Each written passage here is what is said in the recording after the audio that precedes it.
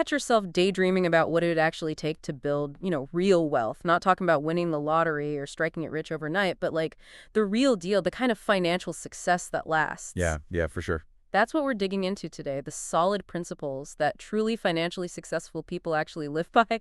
And to guide us, we're turning to, well, a classic, really, The Millionaire Next Door by Thomas Stanley and William Danko. Ah, great choice. A great book. I know you're familiar with it, of course. Oh, yeah, absolutely. It's a really fascinating deep dive into, well, the reality of wealth in America. I mean, Stanley and Danko, they didn't just speculate, right? They went out there, they collected a ton of data, they surveyed real-life millionaires, and what they found, well, it really challenges a lot of those, I guess you could say, common assumptions about what it means to be wealthy. Totally. This isn't about like those flashy images we see, right? The mansions, sports Right. cars. Like It's about something much deeper. Ex- So we're going to unpack what the data actually says about the habits, the mindsets, the whole way of life of your average American millionaire. Yeah, and it's interesting because, I mean, the book defines a millionaire as, well, someone with a net worth of $1 billion or more, which, sounds like a lot, but You'd think there'd be more of them. right, exactly. But the book, it highlights how it's actually a pretty small slice of the population, like around 3.5%. Huh. Okay. And within that group, the vast majority, something like 95% of them, their net worth falls between $1 and $10 million. Interesting. So not all millionaires are like billionaires. No, no, not at all. Got it. Okay, so I think one of the most striking things that jumps out right away from their research is this huge contrast between like how we imagine the wealthy and then what they actually found. Yeah, it's almost like this disconnect, right? I mean, we're constantly bombarded with images of extreme luxury, but The Millionaire Next Door, it suggests that real wealth is often much more, well, how do I put it? It's almost hidden, understated. Yes, understated, invisible even. It's more about the assets you control, not the image you're projecting. Absolutely. So let's dive into that core difference then, the wealthy versus the not wealthy. One of the, I think, most important points the book makes is that a lot of people with high income never actually build any substantial wealth. It's true. So what's the key thing that sets those two groups apart? Well, according to Stanley and Danko, it really boils down to lifestyle choices. You see, a lot of high-income earners, they get caught up in what they call this earn and consume treadmill. That's a great way to put it. They're making, a really good salary, but their spending habits just keep pace. And it's often driven by this desire for, I guess you could say, visible markers of success, which unfortunately can lead to, well, quite a bit of debt and this kind of constant reliance on that next paycheck. So it's like they're prioritizing the outward appearance of affluence. Exactly. Those things that signal, hey, look at me, I'm successful, but they're not actually building a solid financial base underneath it all. Right. It's like building a house on sand. Yeah, good analogy. Meanwhile, the truly wealthy, the ones who actually build lasting wealth, they tend to, as the book shows, find more satisfaction in the security and the potential growth of their assets. Things like investments, businesses, real estate. Things that appreciate in value over time. Exactly. Things that appreciate over time rather than those, I don't know, fleeting thrills of just buying stuff. The authors really argue convincingly that, in the end, material possessions, they're just not an accurate measure of true wealth. Right. It kind of flips the script on us, We're often led to believe that being wealthy means you have to have the latest gadgets, the fancy clothes, the luxurious vacations. It's what we see in the media, right? Exactly. But The Billionaire Next Door, it reveals that many millionaires, they actually avoid that kind of, conspicuous spending. So they're not trying to impress anyone. No, not at all. They're focused on something else entirely. Right. And this leads to a really interesting and honestly maybe a bit uncomfortable concept that the book introduces, which is this idea of what they call economic outpatient care, or EOC. Oh, yeah, I remember that EOC. And this refers to the financial support, the money that some wealthy parents give to their adult children. Which, on the surface, it seems like a good thing. You would think, right? Yeah, like a helping hand. But the book suggests that it can actually, and maybe unintentionally, undermine the very behaviors that lead to, well, building wealth in the next generation. Okay, how so? I mean, wouldn't a financial boost be helpful for young people starting out? Well, the research actually indicates that these consistent financial gifts, they can create what the authors call high-volume consumers. And these individuals, they basically become accustomed to a certain standard of living without actually developing the financial discipline and the work ethic that's needed to, maintain it on their own. I see. So they become reliant on these external funds. Right, and they may never learn those essential skills of budgeting, saving, and investing that are crucial for building their own wealth. That's a really interesting point. So, if showing off your wealth and getting financial help from your parents aren't the paths to building wealth, then what is? The book really emphasizes this idea of, and it might seem almost too simple, living below your means. It's absolutely fundamental. The book argues that the very first step to building wealth isn't about how much you earn, but how consciously you manage and spend what you have. Because you just can't out-earn bad spending habits. It does sound simple, almost obvious, but I have a feeling a lot of people skip over this step in the rush to make more money. Oh, absolutely. And Stanley and Danko's research shows that you can't effectively control your financial future, and therefore you're unlikely to build any real wealth without a really clear and detailed understanding of your household expenses. And that means meticulously tracking where your money comes from and, this is key, where every single dollar goes. So it's about having that real-time awareness of your money, like where it's flowing in and out. Precisely. And from that understanding, then comes the crucial practice of budgeting. Budgeting, yeah. The book really highlights how, for millionaires, budgeting isn't some kind of restrictive burden. It's a tool, a fundamental element of their wealth-building strategy. They have this clear picture of their finances, and they make very deliberate decisions about how they allocate their resources. And the lifestyle that emerges from this, as the book describes it, it often clashes with the popular image of a millionaire. Oh yeah, for sure. The book actually reveals this surprising statistic that the average American millionaire, they often live in a modest middle-class neighborhood. They've been married to the same person for a long time, and they're much more likely to buy, practical, affordable items like a $40 pair of shoes, even if they could easily afford those super expensive designer ones. It really paints a different picture. Doesn't it? Yeah, so different from that stereotype of the, high-rolling millionaire. Yeah, and the book also emphasizes the crucial role that the millionaire's spouses play in their financial success. Oh, interesting. Yeah, they often note that the spouses tend to be even more frugal than their partners. And they even suggest that couples with really different views on spending, that can be a major obstacle to building wealth together in the long run. It makes sense if you're not on the same page financially, that could create tension. Definitely. So this consistent habit of living below their means and being frugal, it all contributes to that larger goal, right? Achieving financial independence. And the book really delves into how important that is. Absolutely. Living frugally and spending intentionally, it's not just about saving a few bucks here and there, it's directly linked to achieving financial independence. The book explores this key strategy that a lot of wealthy people use, which is minimizing their realized income, that's the taxable income, Right.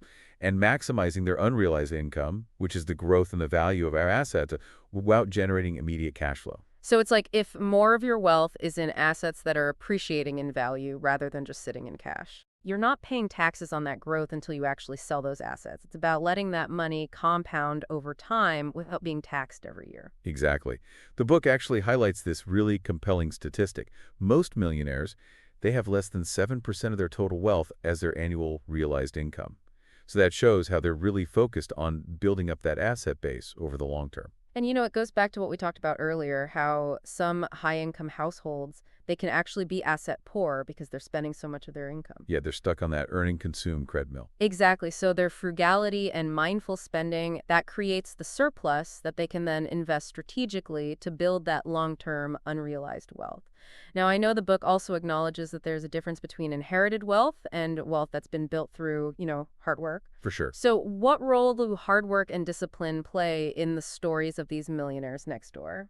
Well, the book definitely recognizes that not all millionaires are self-made, but it does place a really strong emphasis on the hard work and the unwavering discipline that's often shown by those who've built their own fortunes. Right. It's not some passive process. It takes real effort, focus, and smart use of your time, your energy, and of course your money. So it's not just about working yourself to the bone. No. It's more about being strategic and efficient in your efforts and your financial decisions. Exactly. And the book really highlights the discipline it takes to consistently live on, well, a relatively small portion of your overall wealth. They even ask this really thought-provoking question. Could I live comfortably on just this 0.7% of my total wealth? Wow, that's really putting it into perspective. Right. It makes you really examine your setting habits and your priorities. It definitely does. So besides that self-reflection, the book also talks about setting clear financial goals, like consistently investing a certain percentage of your income. Yes, that's a key takeaway. They recommend aiming to have at least 15% of your income available for investments consistently. And this kind of, proactive planning and disciplined saving, it's a common trait among the millionaires they study. And it all goes back to what we've been talking about, that frugality is really a cornerstone of their success. And the book really drives that point home. It's a major theme, for sure. The book shows over and over that frugality is a driving force behind how these millionaires build their wealth. Their tendency to make practical choices, like buying reliable used cars instead of brand new luxury ones, it frees up so much capital that they can then invest. It's like a direct trade-off, right? Every dollar you save through being frugal is a dollar that can potentially grow your wealth in the future. Exactly. And the book circles back to that idea of economic outpatient care in this context, too. Oh, interesting. Yeah, it emphasizes that it's just so much easier psychologically to spend money that's been given to you than it is to have the discipline to be frugal with your own hard-earned money and then invest it wisely. It's like you value that self-generated income more. Exactly. So once you've mastered living below your means and embracing frugality, the next big step, according to the book, is investing wisely. Okay, so let's talk about that. I mean, it's not about chasing get-rich-quick schemes or jumping on the latest stock trend, right? The book seems to advocate for a much more, I guess, thoughtful and long-term approach. Right. It's definitely not about those risky bets. The book stresses the importance of having a well-developed financial plan and building a diversified investment portfolio based on a solid asset allocation strategy. So understanding your risk tolerance, your goals, all of that. Yes, exactly. It involves really understanding your risk tolerance, your financial goals, and how long you plan to invest your money. And I think for some people, the whole world of investing can feel really intimidating. It can be, for sure. But the book does offer some practical advice. It does. It suggests, if you're feeling lost, to seek out a qualified financial advisor who can help you figure out your risk profile, what kind of returns you're looking for, and develop a strategy that's right for you. That makes sense. They also talk about things like mutual funds and systematic investment plans, or SIPs, as ways to diversify your investments and automate the process without needing a huge amount of money to start. Oh, SIPs. Yeah, I've heard of those. It's like setting up a regular fixed amount to be invested in a particular fund. So it's kind of like a set it and forget it approach. Exactly. It's all about consistency. So it sounds like the book is really advocating for this, well, maybe kind of unglamorous, steady approach to building wealth rather than trying to, get rich quick. Yeah, it's slow and steady wins the race, right? The book really hammers home the point that there's no magic formula or secret shortcut to building lasting wealth. It's about consistently applying these common sense strategies, budgeting, saving, and investing patiently over the long term.